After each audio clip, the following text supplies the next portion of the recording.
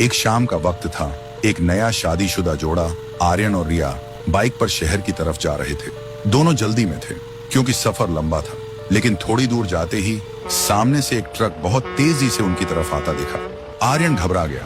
उसने बिना सोचे बाइक को एक तरफ मोड़ दिया और एक अनजान रास्ते पर घुस गया। बाइक संभालते संभालते किसी तरह आगे बढ़ी ही थी कि कुछ ही दूर जाकर अचानक इंजन धड़ धड़ाकर बंद हो गया।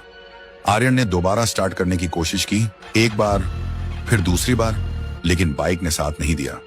दोनों ने जब आसपास देखा तो चारों तरफ घना अंधेरा था और हर तरफ सिर्फ एक भरी हुई खामोशी। फिर दोनों बाइक से नीचे उतरे। रिया ने घबराकर खेत की तरफ इशारा किया। आर्यन, वहाँ देखो। खेत के बीच सूखी घास के बीच एक पुतला खड़ा था। आर्यन ने नजर डाली और हल्का सा हंसा। अरे रिया, ये तो बस बिजुका है, पक्षियों को भगाने के लिए होता है। तुम बेकार में डर रही हो।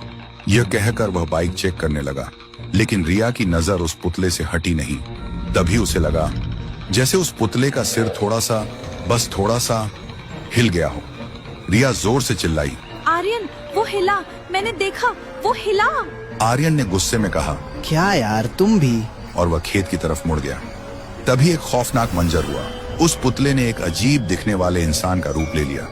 उसका शरीर बिल्कुल सूखा था, रंग अजीब सा नारंगी, आंखें बाहर निकली हुई और चेहरे पर एक शैतानी पागलपन भरी मुस्कान थी। वह इंसान नहीं लग रहा था, बल्कि भूखा जानवर लग रहा था। यह देखकर दोनों की रूह कांप गई। रिया चीख उठी, भागो आर्यन, भागो। दोनों गांव के अंदर की तरफ चीखते हुए जान बचाने के लिए भागने लगे। बचाओ, बचाओ। गांव इतना वीरान था कि उनकी चीखें खुद से ही टकराकर खामोशी में डूब जा रही थी।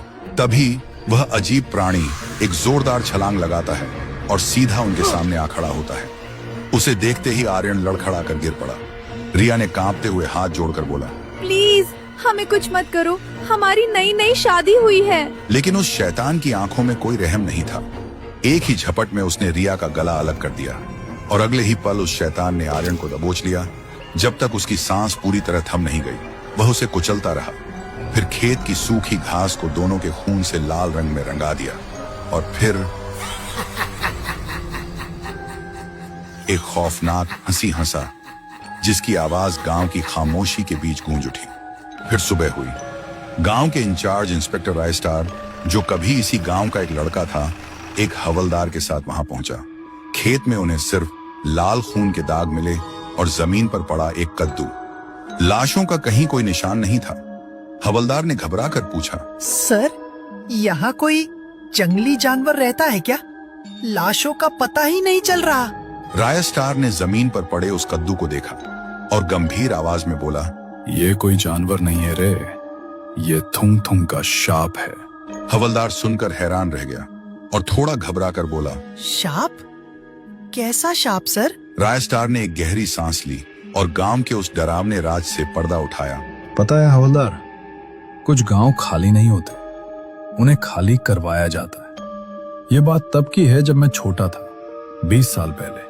सुखापुर एक भरा पूरा और खुशहाल गांव था। इन खेतों में हरियाली थी, लेकिन फिर गांव पर एक मनहूस साया पड़ गया। लगातार 2 साल तक बारिश नहीं हुई। जमीन सूख कर पत्थर हो गई, फसलें जलने लगी और लोग भूख से मरने लगे। सबने बारिश के लिए भगवान से दुआ की, लेकिन इसी गांव में एक किसान था, थुंग थुंग।